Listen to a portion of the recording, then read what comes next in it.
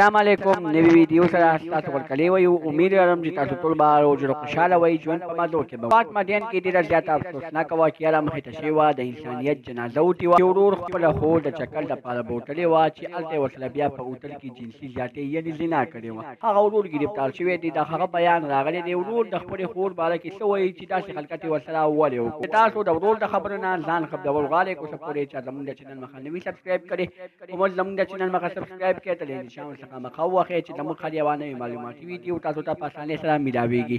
سوات مدین کې د انسانیت جنازه او تیواچ ظالم ورور راپاسي او خپل سګي خور سره د اوټل کې پر ټکر په معنی باندې ځان سره بوتلې و او بیا ورسره چکر اورس باندې په اوټل کې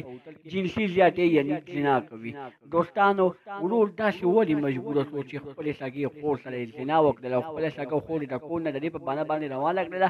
دا د چکر د کوم تاسو چکر لبوتم او چې کله چکر لبوتم بیا وسله په اوسر کې زنا وکړه خو داسې مجبوره شوه چې حالت